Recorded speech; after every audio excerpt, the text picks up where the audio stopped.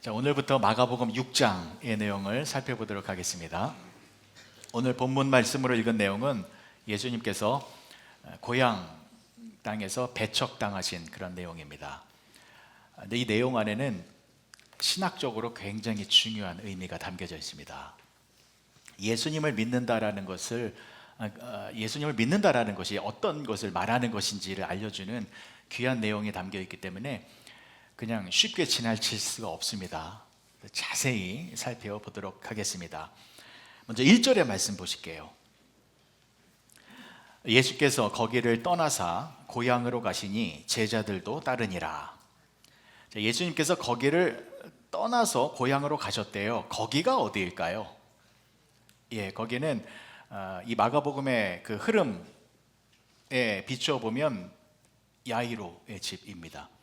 5장 마지막 부분에 죽은 야이로의 딸을 고쳐주신 내용이 나오고 곧바로 1절이 시작되면서 예수님께서 거기를 떠나사라고 했으니 거기는 야이로의 집이다라고 생각해도 무리는 아닐 것입니다. 자, 근데 여기서 주목해야 할 것이 뭐냐면 예수님이 떠나시고 가셨다라는 것입니다. 이게 왜 중요하냐면 예수님은 특정한 장소에 매여 있는 분이 아니시다라는 것입니다. 보십시오. 회당장 야이로의 집에서 딸이 죽었어요. 그래서 많은 사람들이 와서 울며 초상을 치르고 있었습니다.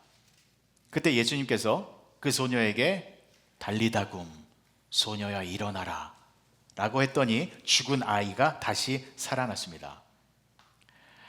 그것을 본 사람들의 반응이 어땠을까요? 얼마나 놀랐을까요? 단순히 그 딸 아이가 병들어 누워있는 것 아니었잖아요. 완전히 죽어서 초상을 치르고 있는 그 상황이었잖아요. 근데 예수님께서 죽은 아이를 다시 살리셨으니 그 놀라운 능력을 보고 사람들이 얼마나 큰 충격과 그리고 또 얼마나 경건한 두려움, 그런 것들이 가득했을 것입니다. 자, 그럼 보세요, 여러분. 예수님께서 그 야이로의 집에서 교회를 개척하셨다면 대형 교회 되는 겁니다. 속된 말로 대박 나는 겁니다. 그 자리에서 예수님께서 또 다른 기적과 이적을 행하시면 임금각처에서 사람들이 우르르 몰려와서 예수님과 제자들은요 부귀영화 다 누리면서 아주 편안하게 목회를 하실 수도 있었다라는 것입니다. 그런데 예수님 어떻게 하셨습니까? 거기를 떠나셨어요. 예수님은 이동하시는 분이십니다. 다른 곳으로 이동하십니다. 왜 이동하십니까?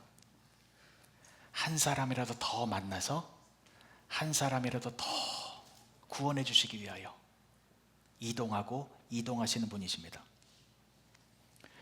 여러분, 그래서 우리가 예수님 믿게 된 겁니다. 한 사람이라도 더 찾아가서 그 사람을 구원시키고자 그렇게 이동하시는 예수님께서 저와 여러분들에게도 찾아오셔서 하나님의 자녀로 만들어 주신 것입니다. 예수님이 계신 곳에 우리가 간 것 아닙니다. 우리가 있는 곳에 예수님이 찾아오셔서 우리에게 영원한 생명을 주심으로 말미암아 하나님의 자녀로 만들어 주신 것입니다. 모든 것이 은혜이지요. 모든 것이 은혜입니다. 자, 그래서 이 1절의 말씀을 통해서 우리가 꼭 기억해야 할 것은 이것입니다. 예수님은 특정한 공간이나 장소에 묶여 계신 분이 아니다. 그리고 그 장소뿐만이 아니라 그곳을 벗어난 곳에서도 존재하고 계시는 분이시다. 꼭 기억하십시오. 굉장히 중요합니다. 예수님은 특정한 공간에 묶여 있지 않습니다. 자, 그리고 예수님께서 야이로의 집을 떠나서 어디로 가셨습니까? 고향으로 가셨죠. 고향으로. 예수님의 고향이 어디예요? 나사렛이죠. 예수님은 베들레헴에서 태어나셨습니다만 자라고 성장한 곳은 나사렛이라는 동네입니다. 그래서 예수님이 그 나사렛 고향 땅으로 오셨어요. 자, 여기서 두 가지의 상반된 상황이 벌어집니다. 이것이 중요합니다. 지금부터 예수님께서 고향 땅에 오셔서 두 가지의 큰 차이를 보이는 상황이 벌어졌는데 이 두 가지의 상황이 무엇인지를 자세히 설명을 드리겠습니다. 우리가 꼭 알아야 되거든요. 자, 먼저는 2절의 말씀 먼저 보실게요. 안식일이 되어 회당에서 가르치시니 많은 사람이 듣고 놀라 이르되 이 사람이 어디서 이런 것을 얻었느냐? 이 사람이 받은 지혜와 그 손으로 이루어지는 이런 권능이 어찌 됨이냐? 자, 이것이 첫 번째 반응입니다. 예수님께서 안식일에 회당에서 사람들을 가르치셨는데 그 가르치심을 들은 사람들의 반응이 어떻게 나타났어요? 놀라움으로 나타났어요. 놀라움으로. 2절 전반부를 보시면 많은 사람들이 듣고 놀라 이르되 이렇게 나와 있었잖아요. 많은 사람들이 듣고 놀랐다. 이거의 원어적인 표현이 뭐냐면요, 압도당했다라는 뜻입니다. 그러니까 예수님의 가르치심을 들었는데 너무 은혜로운 거예요. 그 은혜로움에 압도당했어요, 사람들이. 그리고 예수님께서 하시는 말씀은 처음 듣는 말씀이에요. 너무 권위가 있고 권세가 있는 말씀. 그 예수님의 말씀에 완전히 압도당했습니다. 그래서 그 예수님의 말씀과 가르침에 압도되어서 사람들이 은혜 충만, 성령 충만, 감사 충만, 기쁨이 충만한 상태가 되어졌다라는 것입니다. 그래서 사람들이 뭐라고 말을 했냐면, 자, 2절 후반부를 다시 보실게요. 이 사람이 받은 지혜와 그 손으로 이루어지는 이런 권능이 어찌 됨이냐? 그래서 어디서 이런 것을 얻었느냐? 라고 말했는데 여기서 지혜와 권능이라는 단어가 나오고 있죠. 그래서 지혜와 권능, 이 헬라어 원어가 어떤 단어가 쓰여졌냐면요, 지혜는 소피아라는 단어가 쓰여졌고 권능에는 디나미스라는 단어가 쓰여졌어요. 근데 이 소피아, 디나미스, 이 단어의 원어적인 의미가 뭐냐면은 사람의 내적인 능력에서 발생되어지는 것이 아니라 신적인 능력, 즉 하나님으로부터 나오는 지혜와 권능을 말하는 단어가 소피아와 디나미스거든요. 그 단어를 지금 사람들이 사용하고 있었어요. 그러니까 사람들이 이렇게 말을 했죠. 예수님의 그러한 모습을 보면서 이러한 지혜와 권능이 도대체 저 예수가 어디서부터 얻게 된 거야? 라고 질문의 형식으로 말을 했습니다만 이 사람들이 소피아와 디나미스라는 단어를 사용했기 때문에 지금 예수님이 보여주신 지혜와 권능은 하나님으로부터 온 것이구나 라는 것을 이미 사람들이 알고 있었다라는 것입니다. 됐죠? 자, 그리고 또 주목해야 할 것이 이것입니다. 이 동일한 내용이 마태복음하고 누가복음에도 나와요. 그런데 오늘 읽은 이 마가복음에서만 독특한 표현이 나옵니다. 그게 뭐냐면, 자, 마지막 부분이거든요. 마지막 부분 다시 한번 보실게요. 그 손으로 이루어지는 이런 권능이 어찌 됨이냐. 그러니까 마태복음하고 누가복음에는요 그냥 지혜와 권능만 나오거든요. 근데 마가복음에서는 어떤 권능이요? 그 손으로 이루어지는 권능. 이 표현이 삽입이 되어 있어요. 그러니까 이런 거죠. 예수님께서 회당에서 말씀만 전하신 것이 아닙니다. 예수님의 손으로 또 다른 권능과 이적을 행하여 주셨다라는 것입니다. 이걸 보고 사람들이 놀란 거예요. 왜 놀랐냐면 여러분, 지금 예수님이 계신 곳이 어디예요? 고향 나사렛이죠. 예수님이 이 나사렛 동네에서 몇 년 동안 사셨어요? 그렇죠. 30년 사셨잖아요. 그럼 예수님께서 이 30년 동안 이 나사렛이라는 동네에서 무슨 일을 하셨습니까? 목수일 하셨잖아요. 목수일. 당시 목수일은 존경받는 직업이 아니었어요. 천하고 무식한 직업이었거든요. 그러면 30년 동안 그 사람들이 본 예수님의 손은 어떤 손이었어요? 톱질하고 망치질하고, 그죠? 먼지가 가득하고 손톱에 때도 있었을 거예요. 예수님도 그렇게 막 굳은 살이 배기고 천하고 천박한 손, 그 손만 보아왔는데, 근데 지금 그 손으로 무슨 일을 하고 계신 거예요? 하나님의 놀라운 권능을 나타내고 있는 겁니다. 사람들이 얼마나 놀랬겠습니까? 저 손은 예전에 목공일을 하던 손이었는데 지금은 하나님의 권능을 나타내는 그러한 손으로 사용받고 있네. 그래서 여러분, 2절의 내용이 무엇이냐면, 전체적인 내용이 무엇이냐면, 예수님이 보여주신 그러한 모습으로 말미암아, 예수님의 지혜와 권능의 그러한 모습으로 말미암아 사람들이 크게 은혜를 받고 놀라고 하나님을 찬양하고 그렇게 은혜 충만한 모습이었다라는 것입니다. 됐죠? 2절까지의 내용이 뭔지 아시죠? 3절에 넘어가 볼게요. 큰일 났습니다.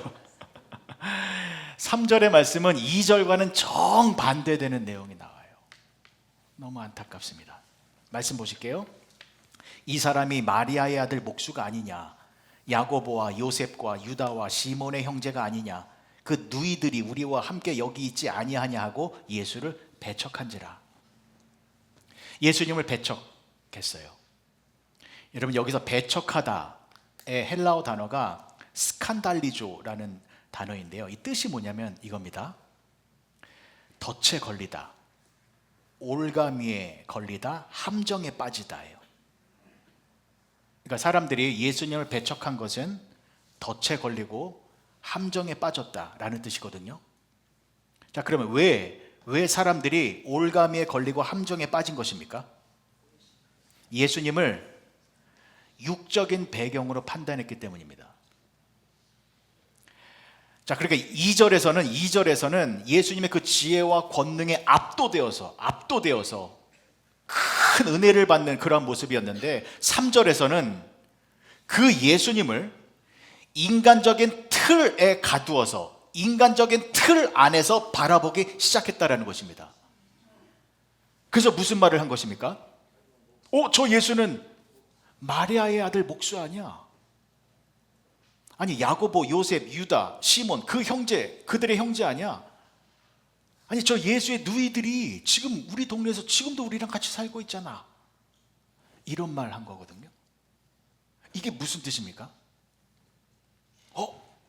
저 예수 옛날에 우리랑 골목에서 같이 공차던 애 아니야? 예수랑 우리 같이 농구도 했었잖아. 딱지치기도 했잖아. 근데 내가 저 예수보다 내가 더 공부를 잘했던 것 같은데. 저 예수 집이 가난했었잖아. 아버지 일찍 돌아가셔서 고생 많이 한 청년이잖아. 여러분, 사람들이 점점 무엇을 하기 시작한 것입니까? 예수를 그들의 경험과 생각과 그들의 어떤 고정관념의 틀, 그 프레임 속에 예수님을 가두기 시작한 것입니다. 내가 알고 있는 예수, 내가 경험했었던 예수, 내가 평가하고 있는 예수, 그러한 공간과 틀 속에 예수님을 가두기 시작했다는 것입니다. 그래서 결국 어떻게 했습니까? 예수님을 배척했다라고 나오잖아요. 배척하다 뜻이 뭐라고요? 덫에 걸리다, 올가미에 걸리고 함정에 빠지다. 그러니까 예수님을 배척했다라는 것은요, 예수님을 나의 생각의 틀, 나의 관념의 틀 속에 예수님을 가두어 두었다라는 것입니다. 이해가 좀 되셨나요? 이거 굉장히 중요한 겁니다. 예수님을 배척하는 것은 내가 생각하고 판단하는 어떤 공간 속에 예수님을 가두어 놓는 것입니다. 자, 그런데 그렇게 예수님을 배척하니까 예수님께서 어떠한 모습을 보이셨습니까? 4절과 5절의 말씀 보실게요. 예수께서 그들에게 이르시되 선지자가 자기 고향과 자기 친척과 자기 집 외에서는 존경을 받지 못함이 없느니라 하시며 거기서는 아무 권능도 행하실 수 없어 다만 소수의 병자에게 안수하여 고치실 뿐이었고, 예수님께서 아무런 권능을 행하실 수가 없으셨대요. 여러분, 이거 굉장히 무서운 말 아닙니까? 예수님께서 권능을 멈추시면 어떻게 되렵니까? 구원의 길이 막히는 겁니다.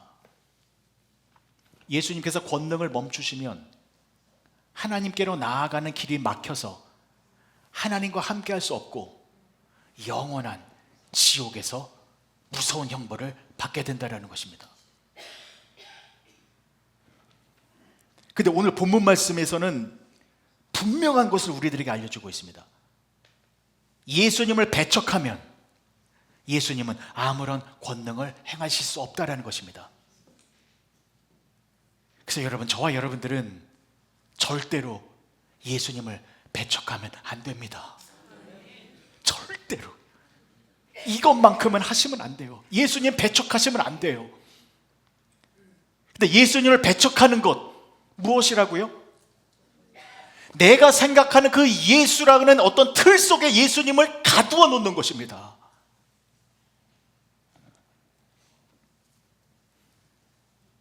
근데 저와 여러분들은 나도 모르게 예수님을 가두려고 해요.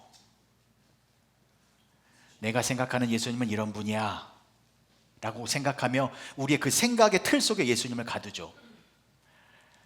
저뿐만이 아니라 여러분들도요, 예수님에 대하여 여러분들만의 고정관념, 어떤 생각의 틀, 개념이 있어요. 그렇죠? 그런데 내가 생각하는 그 예수님이 전부야 라고만 생각하는 것이 예수님을 배척하는 것입니다. 여러분, 예수님은요, 여러분들이 생각하고 있는 것보다 더 크십니다.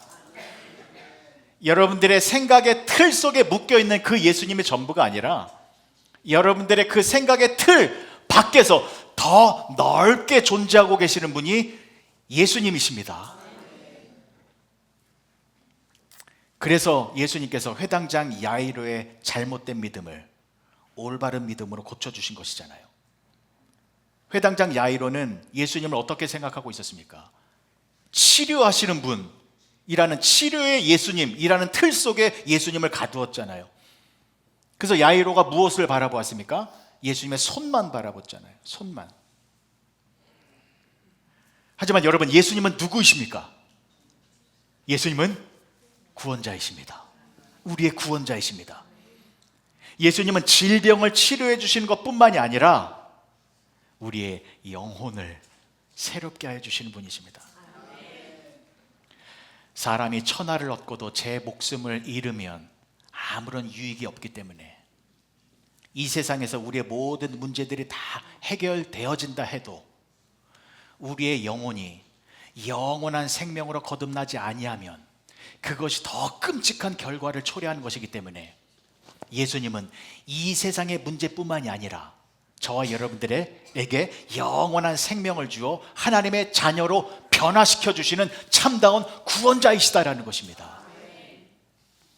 그래서 예수님은 회당장 야이로의 그 틀을 깨뜨리신 것이죠.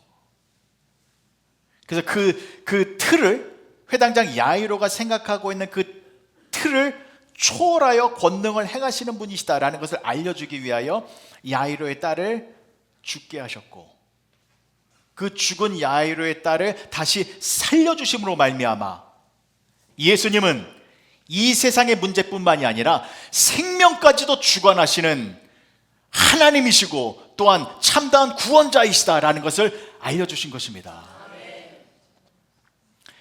여러분, 예수님은 우리의 구원자이십니다. 구원자이시다라는 것은요, 예수님은 우리의 존재 자체를 새롭게 만들어 주신다라는 것입니다. 단순히 우리의 문제를 해결해 주시고 또 질병을 치료해 주시고 우리의 사업을 번창하게 만들어 주신 것뿐만이 아니라 예수님은 나를 변화시켜 주십니다. 악한 마귀에게 사로잡혀서 죄악된 모습을 나타내었고 더럽고 추악한 모습을 나타내었던 내가 예수님의 은혜로 구원받아 하나님의 자녀가 되어 이제는 거룩한 모습을 나타내고 의로운 모습을 나타내고 정직한 모습을 나타내는 이렇게 새로운 피조물로 변화시켜 주시는 분이 예수님이시다라는 것입니다. 여러분, 저는 고등학교 때 목사가 되기를 소망했었습니다. 왜냐하면 그 어린 나이에 제가 왜 목사가 되기를 소망했냐면, 제가 고등학교 때 교회 다닐 때 제가 분명하게 본 게 있습니다. 제가 본 게 있어요.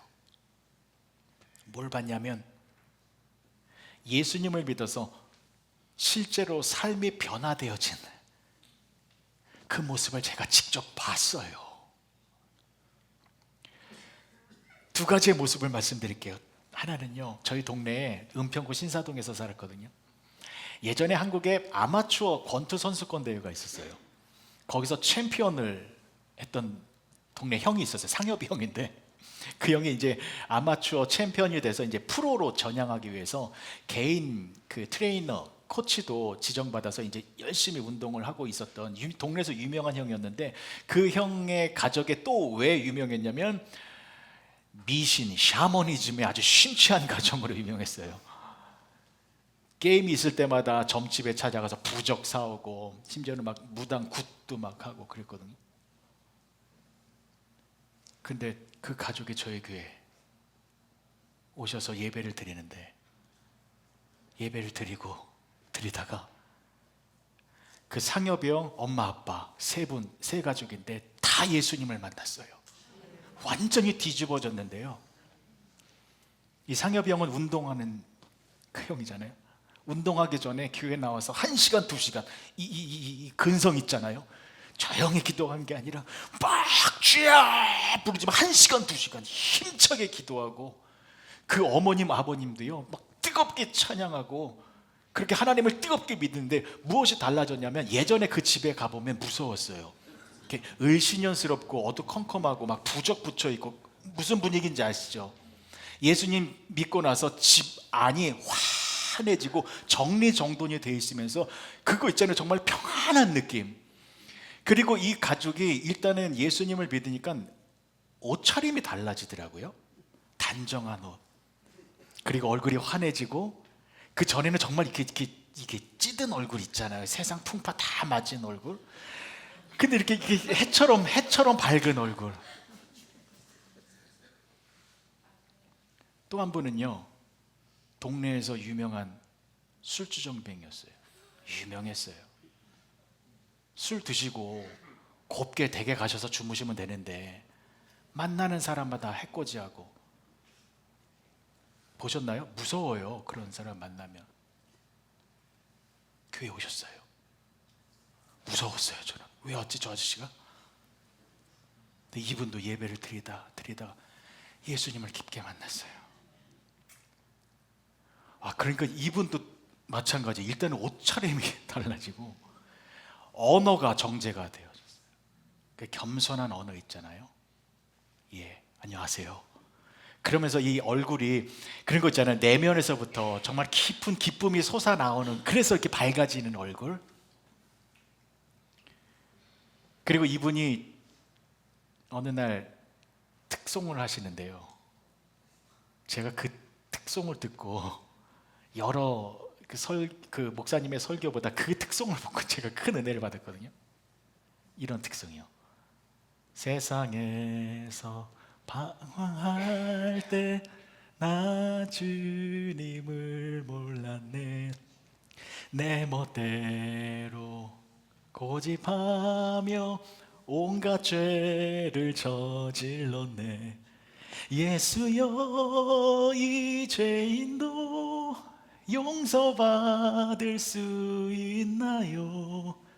벌레만도 못한 내가 용서받을 수 있나요? 그 찬양을 하시는 거예요.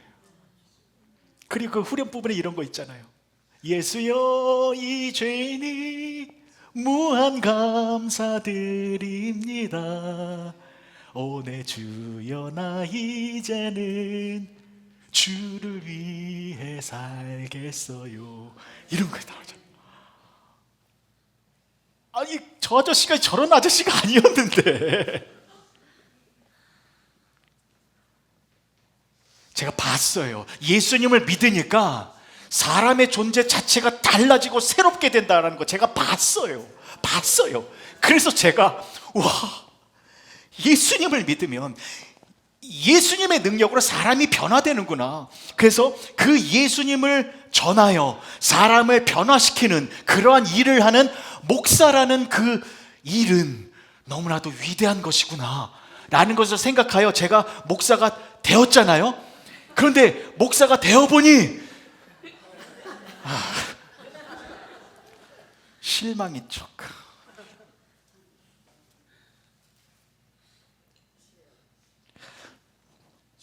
제가 지금 눈물이 나는 걸 억지로 참고 있는 거예요.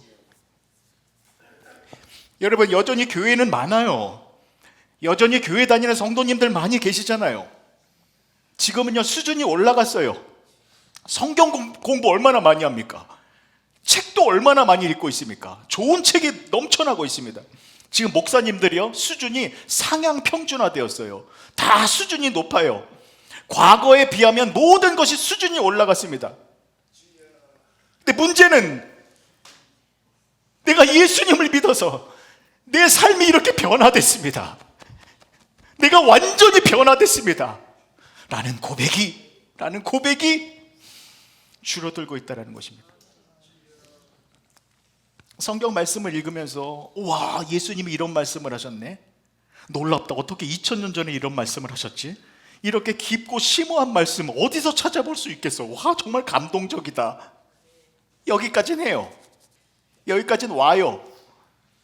그런데 이 성경 속에 있는 예수님이 이 책 속에, 틀 속에서 튀어나와서 병자들을 고치고 우리의 삶을 새롭게 변화시키고 죽음으로 몰아가는 그 인생을 다시 역전시키고 삶에 희망이 없어서 그 좌절과 절망의 절벽 아래에서 뛰어내릴까 말까 고민하고 있는 그 사람이 예수님이 나를 살리셨습니다. 예수님이 나를 구원하여 주셨습니다.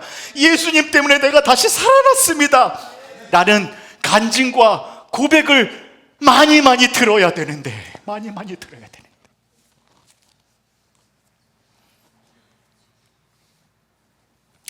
여러분, 우리 어떻게 해야 될까요? 예수님은 여전히 살아계시잖아요. 2000년 전에 계신 예수님 지금도 역사하고 계시잖아요. 근데 왜 예수님으로 말미암아 내 인생이 완전히 변화되어졌습니다 라는 고백이 줄어들고 있을까요? 여러분, 우리 어떻게 해야 할까요? 그것은 우리가 예수님을 올바로 알아야 됩니다. 올바로 알아야 됩니다. 근데 예수님을 안다라는 것이 완성된 알미 아니라, 이미 완료된 알미 아니라, 내 틀 속에 갇혀있는 그 예수님, 내가 다 알고 있어, 그런 알미 아니라 우리는 끊임없이 예수님을 알아가야 합니다. 우리가 예수님을 알아가는 그 지경을 넓혀야 합니다. 예수님은 너무 크게 계십니다. 우리가 생각하는 거기에 머물러 있지 않으십니다. 예수님의 고향 사람들이 어떤 잘못을 저지른 것입니까? 내가 어렸을 적에 알았던 그 예수가 예수의 전부다라고 생각하는 오류를 범하였다라는 것입니다. 우리도 마찬가지일 수 있어요. 여러분께서 전에 다녔던 교회에서 배웠던 예수님, 주일학교에서 배웠던 예수님, 아니면 어떤 선교단체에서 배웠던 예수님, 아니면 내가 존경하는 어떤 목사님을 통해서 배웠던 예수님. 보수주의자들은 보수적 성경 해석을 근거로 해서 예수님은 이런 분이야 라고 규정합니다. 오순절주의 성령파들은 성령 체험을 근거로 해서 예수님은 이런 분이야 라고 예수님을 말합니다. 자유주의자들은 그들의 성경 해석 방법에 의하여 예수님을 이러한 사람이라고 말하고 있습니다. 그러나 그것이 예수님의 전부가 아니지 않습니까? 예수님은 신학의 틀 속에 갇혀있는 분이 아니십니다. 그곳을 벗어나서 더 광범위하게 존재하고 계시는 분이십니다. 이스라엘 백성들 보십시오. 성전을 지었습니다. 그리고 하나님은 여기에 계셔. 그리고 이스라엘 백성들은 우리는 율법을 지키고 율법을 준행하며 살기 때문에 하나님은 우리와 함께하고 계셔. 이 이스라엘 땅, 이 지역에 하나님은 함께하고 계셔 라고 착각하며 생각하고 있었습니다. 그래서 하나님께서 어떻게 하신 거예요? 이스라엘 백성들을 바벨론의 포로로 끌려가게 하신 것입니다. 그런데 거짓 선지자들은 어떤 거짓 메시지를 전했습니까? 우리 망하지 않아. 하나님이 우리와 함께하고 계시니 바벨론 군대가 쳐들어온다 할지라도 하나님이 우리를 지켜주실 거야. 그러니 걱정하지 마 라는 거짓 메시지. 그러나 하나님께서는 어떻게 하셨습니까? 참 선지자들을 통하여 아니다, 너네는 망하게 될 것이다.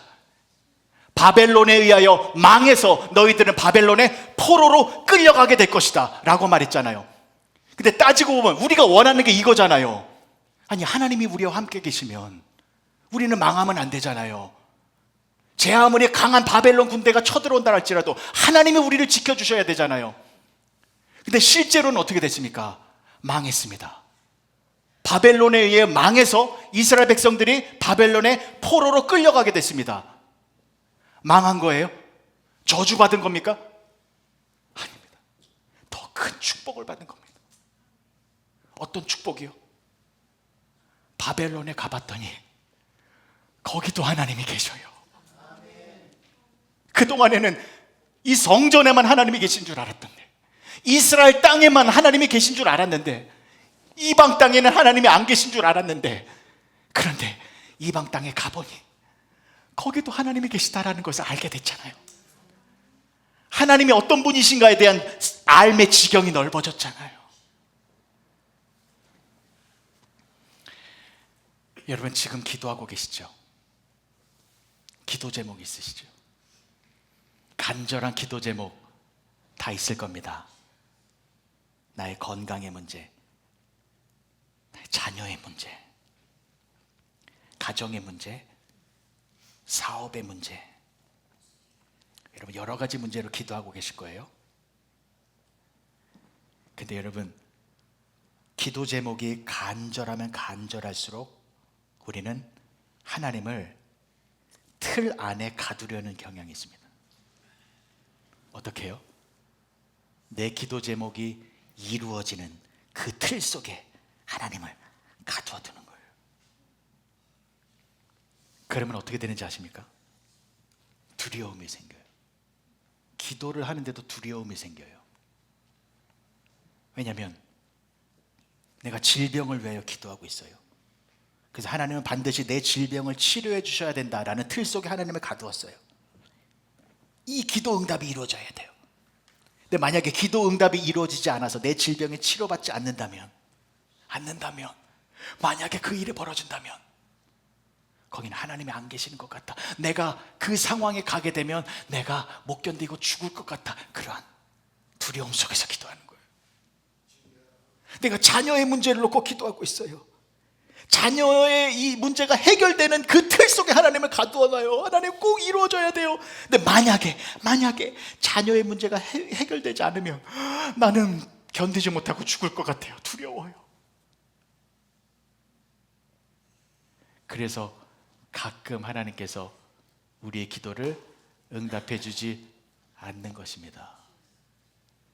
왜요?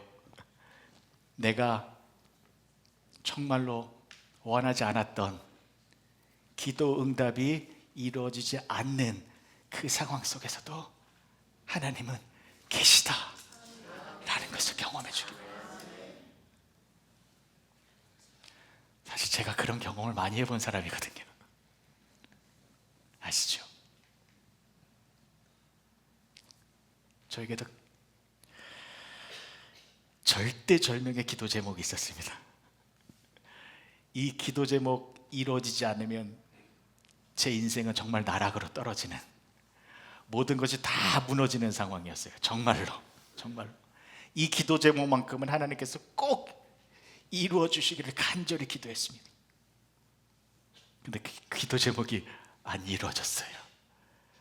그래서 제가 정말로 가고 싶지 않았던 그 어려움의 상황 속에 들어갔어요. 그런데 거기도 하나님이 계시더라고요. 그리고 그곳에서 저를 더 좋은 길로 인도해 주시더라고요. 더 좋은 길로요. 이것을 한두 번 경험하게 되면 내 기도 제목을 가지고 하나님을 내 틀 안에 가두지 않아요. 내 기도 제목이 이루어져도 감사, 이루어지지 않으면 더 감사해요. 분명히 그 일이 일어나요. 그러니 여러분, 우리는 얼마나 큰 축복을 누리며 살아가는 사람들입니까? 여러분, 케네스 리치가 쓴 하나님 체험이라는 책이 있어요. 제가 귀하게 읽고 있는 책인데, 여러분, 니체가 신은 죽었다라고 말을 했죠. 신은 죽었다. 예, 많은 사람들이 그 말에 공감하고 있습니다. 그리고 신은 죽었다라고 말을 하고 있습니다. 계몽주의 이후로 모두가 신은 죽었다, 하나님은 죽었다라고 말하고 있습니다. 거기에 대하여 케네스 리치는 정면으로 도전하고 있습니다. 그러면서 책을 딱 열면요, 제 1장에 무슨 챕터가 나오냐면, 제 1장, 하나님께 무슨 일이 일어났는가? 도대체 하나님께 무슨 일이 일어난 거야? 하면서 이런 글이 나옵니다. 그러므로 만일 신의 죽음이 있었다면 과연 어느 신이 죽었는가 하고 물어볼 필요가 있다. 이런 겁니다. 신이 죽었다고? 오케이, 그렇다고 치자. 그래, 너희들이 말하는 대로 신은 죽었다라고 하자.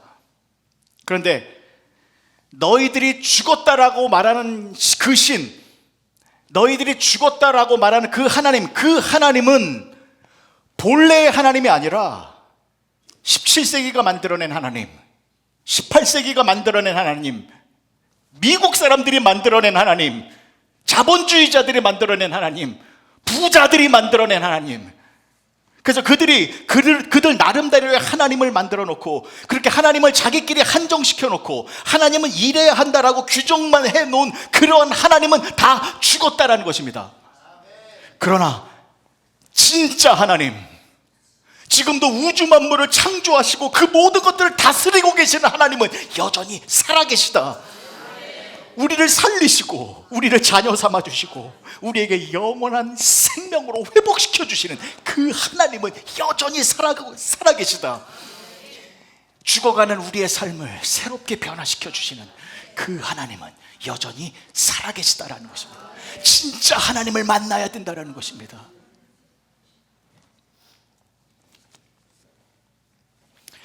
말씀을 정리하겠습니다. 여러분들이 지금까지 예수님을 어떤 예수님으로 생각하고 있는지 저는 모르겠습니다. 그러나 한 가지 확실한 것은 여러분들이 생각하고 있는 것보다 예수님은 더 크십니다. 하나님은 지금도 여러분들의 인생을 새롭게 변화시켜주고 계십니다. 여러분들의 인생 아직 끝나지 않았습니다. 여러분들의 고통과 문제 앞에서 여러분들은 아직 주저앉으면 안 되는 것입니다. 절망, 실패, 그것은 우리와 어울리지 않는 단어입니다. 우리가 예수님을 믿고 있다는 것은 엄청난 축복입니다. 이 세상의 문제뿐만이 아니라 영원한 생명을 우리들에게 주시기에 우리는 예수님으로 말미암아 하나님의 자녀가 되어진 사람들입니다. 그래서 우리는 이 땅을 살아갈 때에 많은 문제들을 경험하게 될 때에 그 문제들로 인하여서 쓰러지고 넘어지는 자들이 아니라 그 모든 문제들을 우리는 우리의 가슴으로 흡수할 수 있는 사람입니다. 이런 것들을 다 감사함으로 받아들여서 우리는 영원한 천국을 바라보며 그 천국의 소망을 가지고 믿음으로 승리하며 살아갈 수 있는 사람들입니다. 그 이유는 단 한 가지, 하나님이 여러분들과 함께하고 계시기 때문입니다. 기도하시겠습니다. 좋으신 아버지 하나님, 은혜를 감사합니다. 예수님께서 고향 땅에 가시니 고향 사람들은 옛날에 그들이 알고 있었던 그 생각의 틀 속에 예수님을 가두었습니다. 그랬더니 예수님께서 권능을 나타내 보이지 않으셨습니다. 하나님, 우리도 우리의 모습을 점검해 봅니다. 예수님에 대하여 우리가 우리의 생각의 틀 속에 예수님을 가두고 있지는 않은지, 그래서 나의 기도 제목은 이루어지지 않을 것이고 나의 인생은 여기서 끝났고 나의 인생은 회복되지 않을 것이다 라고 나 스스로 모든 것을 규정하고 있는 것은 아닌지 점검해 봅니다. 그러나 예수님은 우리의 생각의 틀 밖에서 더 광범위한 모습으로 우리를 지켜주시고 보호하여 주시는 분이십니다. 그 예수님을 바라보며 믿음 안에서, 정말 예수님을 올바로 믿는 그 믿음 안에서 나의 삶이 새롭게 회복되어지는 그 역사를 경험하며 살아가는 우리 모두가 되게 하여 주시옵소서. 예수님의 이름으로 기도합니다.